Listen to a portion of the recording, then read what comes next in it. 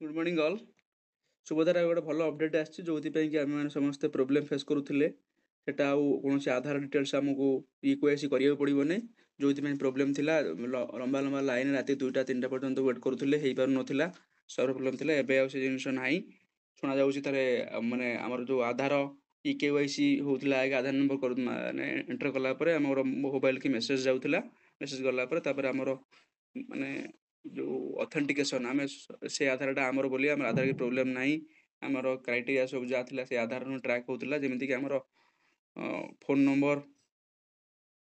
Date of birth ना से आधार रू पलि आसूला तो आमको फिलअप करा पड़ना कि सहीटा बंद करागला तेणु बर्तमान आमर आमती किसी ना बर्तमान आम डायरेक्ट से विषय में डिस्कसन करिए बहुत कम समय वीडियो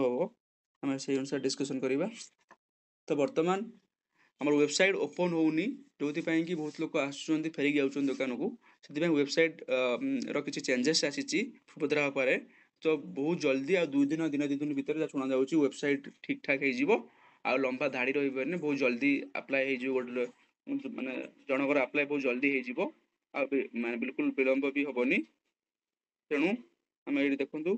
सुभद्रा योजनार प्रथम जो थिला न्यू एप्लिकेंट वेरीफाई इकेवाईसी ये इकेवाईसी कौन थी आधार नंबर एंटर करूँ आधार नंबर एंटर कर सारापर आम सबमिट मारूले तापर सबमिट मारिया आम गोटे कनसेंट आसूला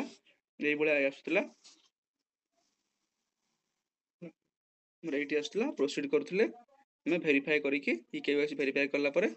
तापर यही पेजटा आसूला जोटी आम 3टा ऑप्शन थिला इकेवाईसी वेरिफिकेशन गोटे ओटीपी गोटे फिंगरप्रिंट गोटे आई रेटिना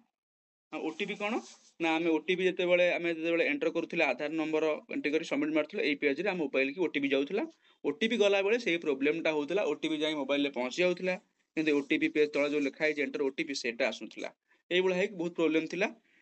आउ गोटे थिला जदि ओटीपी न हो पारुती आम फिंगरप्रिंट देकी बायोमेट्रिक रे फिंगरप्रिंट स्कान करी करूले ना ये जिनस बिल्कुल ना यहीटा ही प्रोब्लेम थिला ए प्रोब्लेम बहुत लेट होता ए प्रोब्लेम ना एबे जहाँ शुणा जाऊँ डायरेक्ट आम विदाउट एनी आधार केवाईसी आम कर तेणु व्यस्त हबार ना बहुत जल्दी आमर साइट खोलीज आम माने जाकि आम जो फर्म देते जाकि देखा कहवा आप्लाय करने आ दयाक 2 दिन 1.5 दिन काली भितर आसिक आप देखा करूँ आप्लाय स्टार्ट हो आउ गोटे जिन भल जिन देखूँ जो आपंकर बैंक अकाउंट नंबर हिसाब से कहवा जन जनकर 5टा 6टा अकाउंट अच्छी आम तो ये बैंक ना खाली लिखुं माने State Bank of India Punjab National Bank लिखुं अकाउंट नंबर होना तेणु आम जो पीएनबी रे अकाउंट अच्छी अकाउंट अच्छी आम गोटे आधार नंबर ट्राक हो जाऊला आधार नंबर सहित कनेक्शन अच्छे लिंक अच्छी 2टा जिन थाए गोटे आधार नंबर लिंक आधार सीड आम अकाउंट खोलला बेले 5टा अकाउंट खोलते कि अकाउंट खोलला बेले आम आधार नंबर दिखते सेटा हूँ आधार लिंक रे अच्छे सीड मैंने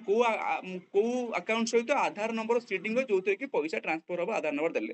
तेणु आम आगे देखा आमर कौ अकाउंट सहित आधार सीड अच्छी सेटा आसिक चेक कर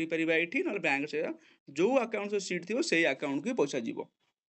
है। धन्यवाद आप बहुल मात्रा सेयार करूँ आप निकट आपंकर जे संपर्क मानू से जानवे आधार केवाईसी आ रही डायरेक्ट आधार एंट्री हम। Thank you.